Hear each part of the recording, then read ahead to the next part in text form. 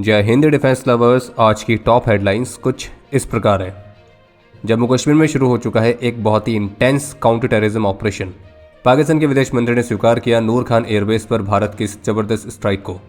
पाकिस्तान के प्रेसिडेंट ने कहा कि भारत की स्ट्राइक के डर से उन्हें एडवाइस मिली थी बंकर में जाने की। भारत का Su-30 MKI होगा 78% तक स्वदेशी।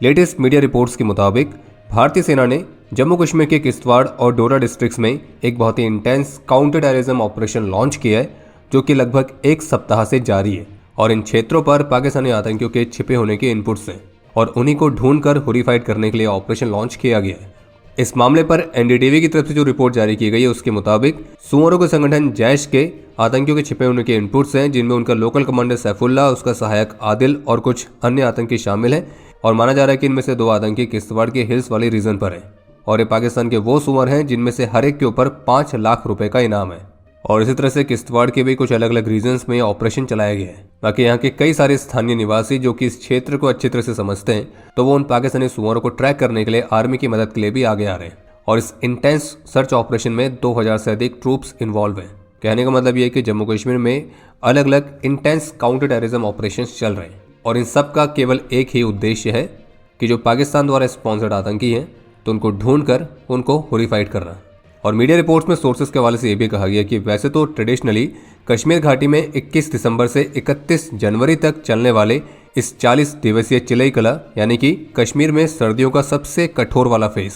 तो उसके प्रारंभ होने से आतंकी गतिविधियों में अस्थायी ठहराव आ जाता है, क्योंकि यहाँ पे भारी बर्फबारी होती है जिस वजह से रास्ते बंद हो जाते हैं, कम्युनिकेशन रूट्स टूट जाते हैं और जो पर्वतीय क्षेत्र हैं वो अलग थलग पड़ जाते हैं। लेकिन इस बार की सर्दियों में आर्मी और अन्य सिक्योरिटी फोर्सेस ने एक नई तरह की ऑपरेशनल अप्रोच को अपनाया है, जिसमें गतिविधियों को कम करने के बजाय एक प्रोएक्टिव विंटर पोस्चर को अपनाया गया है। और जो संभावित आतंकी ठिकाने हैं वहां पर दबाव बनाए रखने के लिए बर्फ से ढके क्षेत्रों के अंदर टेम्परेरी बेसिस और सर्विलियंस पोस्ट भी स्थापित की गई हैं। और भारत के फोर्सेस के ऑपरेशन का एक उद्देश्य ये भी है कि जो आतंकी हैं उनको कहीं पर भी पनाह ना मिल सके। PTI न्यूज एजेंसी की रिपोर्ट के मुताबिक लॉकहीड मार्टिन ने भारत के मिलिट्री ट्रांसपोर्ट एयरक्राफ्ट वाले प्रोग्राम में एक बार फिर से अपने C-130J सुपर हरकुलिस एयरक्राफ्ट को एक बेस्ट चॉइस के तौर पर पिच किया है। और उनका यह कहना है कि अगर भारत इन एयरक्राफ्ट की एडिशनल फ्लीट को लेता है तो एक क्वाड नेशंस के बीच भारत को टैक्टिकल एयरलिफ्ट के लिए एक और मजबूत हेफ्ट प्रोवाइड करेगा। और PTI न्यूज एजेंसी के साथ बातचीत में कंपनी के ऑफिशियल्स का यह कहना है कि अगर लॉकहीड मार्टिन को अपॉर्चुनिटी मिलती है तो वे इस एयरक्राफ्ट को भारत में ही प्रोड्यूस करने के लिए भारत में एक मेगा हब को स्थापित करेंगे, और जो कि अमेरिका के बाहर इस तरह की इस एयरक्राफ्ट की पहली ग्लोबल फैसिलिटी बनेगी। और जानकारी के लिए आपको बता दें कि वर्तमान समय में भी भारतीय वायुसेना की सर्विस में करीब 12 C-130J एयरक्राफ्ट ऑपरेट हो रहे हैं। और एयरफोर्स के मिलिट्री ट्रांसपोर्ट वाले प्रोग्राम में जो C-130J को फिर से पिच कर रही है, तो इसमें स्टैंडर्ड ट्रांसपोर्ट वेरिएंट के अलावा वे एक मल्टीपल स्पेशलाइज कॉन्फ़िगरेशन वाले C-130J को ऑफर करने के लिए भी तैयार है, ताकि जो एयरक्राफ्ट है वो ट्रांसपोर्ट एक्टिविटी के अलावा intelligence, electronic warfare, special forces support, search and rescue, command roles, तो इस तरह की अलग अलग भूमिकाएं और भी अच्छी तरह से परफॉर्म कर सके। और बाकी जैसे कि हम आपको पहले ही बता चुके हैं कि एयरफोर्स का जो ट्रांसपोर्ट एयरक्राफ्ट वाला प्रोग्राम है, जिसमें करीब 80 नए मिलिट्री ट्रांसपोर्ट एयरक्राफ्ट लिए जाने, तो इसमें लॉकहीड मार्टिन के अलावा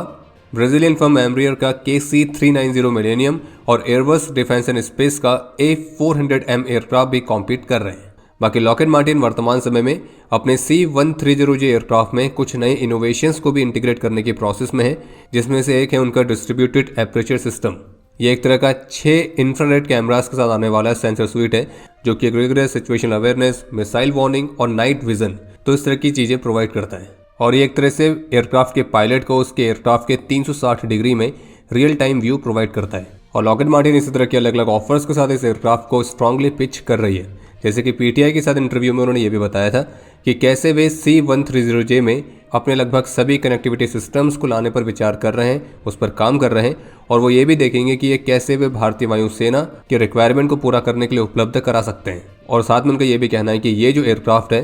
तो ये केवल वही वैल्यू प्रोवाइड नहीं करेगा जो ये आज दे सकता है, बल्कि अपने लगातार इनोवेशन के माध्यम से भविष्य में भी आपको काफ़ी ज़्यादा वैल्यूएबल साबित होगा।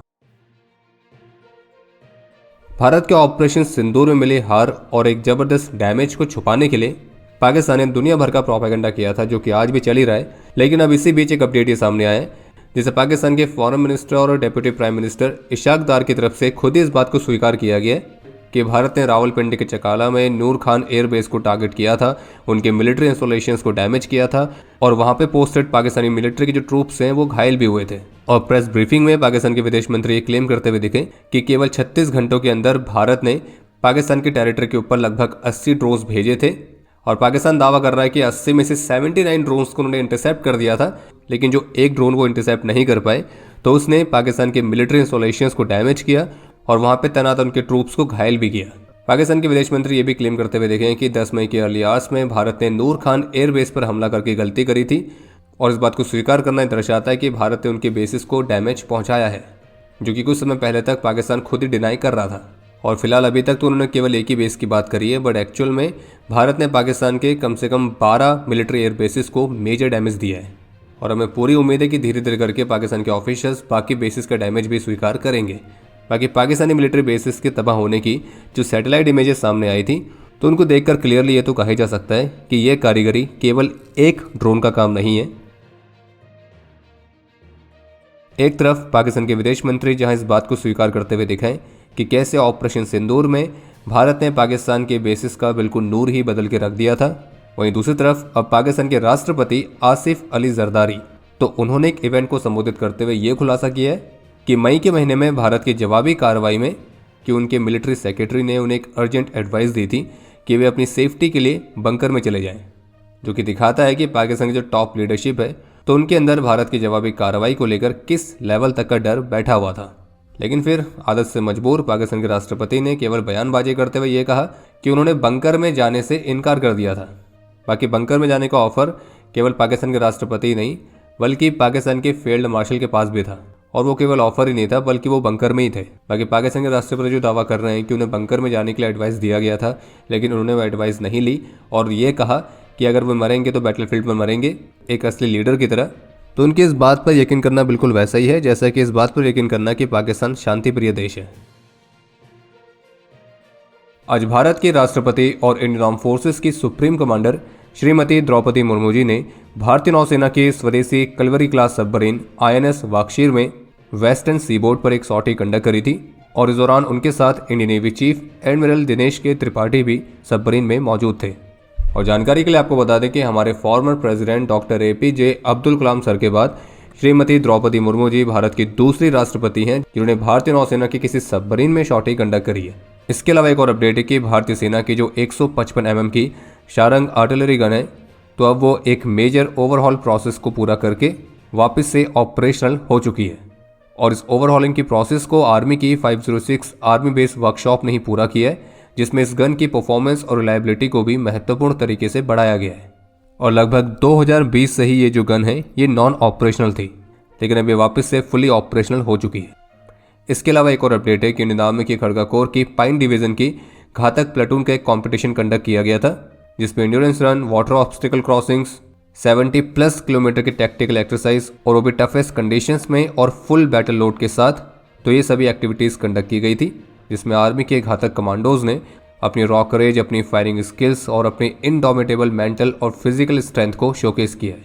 इसके अलावा कुछ ऐसी रिपोर्ट्स देखने को मिली हैं कि भारत अपने सुखोई Su-30 MKI फाइटर को कंप्लीटली अपग्रेड करने की योजना पर काम कर रहा है, जिसमें इसके आउटडेटेड सिस्टम्स को पूरी तरह से रिप्लेस करके एक बिल्कुल ही न्यू जनरेशन के फाइटर में से ट्रांसफॉर्म किया जा सके। और रिपोर्ट्स में ये भी कहा गया कि भारतीय रक्षा मंत्रालय का उद्देश्य है इस बात को सुनिश्चित करना कि भारत अपने एयरक्राफ्ट की मेंटेनेंस और अपडेट्स के लिए रशिया या फिर किसी भी अन्य देश पर ज़्यादा लंबे समय तक निर्भर ना रहे। बाकी सुखोई को अपग्रेड करने वाली परियोजना को HAL लीड कर रही है, और वो भी DRDO और इंडियन प्राइवेट कंपनीज के कोलैबोरेशन के साथ, जिसमें एडवांस्ड कंपोनेंट्स को भारत में ही स्वदेशी तौर पर विकसित किया जाएगा। और कोशिश ये है कि Su-30 MKI को 78% स्वदेशी कंटेंट के साथ अपडेट किया जाए, यानी कि लगभग एयरक्राफ्ट के जो मेजर कंपोनेंट्स हैं उनको स्वदेशी टेक्नोलॉजी से रिप्लेस करना है। बाकी अब समय है आज के इतिहास का। आज के दिन 1971 में बैटल ऑफ नागी में हमारे 21 वीरों ने अपने अदम्य साहस और वीरता का परिचय देते हुए अपना सर्वोच्च बलिदान दिया था। और इस लड़ाई के बारे में शायद बेहद ही कम लोगों को पता होगा, लेकिन आपको बता दें कि इस लड़ाई में हमारे ट्रूप्स की संख्या पाकिस्तानी ट्रूप्स की तुलना में बेहद ही कम थी, लेकिन इसके बावजूद भी हमारे वीरों ने पाकिस्तानी ट्रूप्स को इस बैटल में एक ज़बरदस्त हार का सामना करने के लिए मजबूर किया था। और जो पाकिस्तानी ट्रूप्स थे वो न केवल भागे बल्कि बहुत बड़ी क्वांटिटी में अपने पीछे अपने हथियार, अपने गोला बारूद छोड़ के भागे थे। और हमारे जो 21 वीर इस बैटल में वीर गति को प्राप्त हुए थे उनके नाम हैं major AK Kanal, major KJ Singh, second lieutenant VRYR Dubal, Havildar Teg Bahadur, Havildar Balaram Gurung, Havildar Pratap Singh, Naik Ganga Datta, Naik S Chalai, Naik Vide Varke, paratrooper Anand Singh Bisht, paratrooper Babu Ram, paratrooper Bhim Bahadur Thapa, paratrooper Gajendra Singh, paratrooper Gaur Singh, paratrooper Joseph VT, paratrooper Kamlesh Kumar, paratrooper KP Udyan, paratrooper Pritam Ram, paratrooper Tej Singh और गनर VP मरन। और आपके लिए आज का प्रश्न है कि ये बैटल ऑफ नागी किस जगह पे लड़ा गया था। और अब समय है आज के टॉप 3 कमेंट्स का, जो ये रहे आपकी स्क्रीन पर।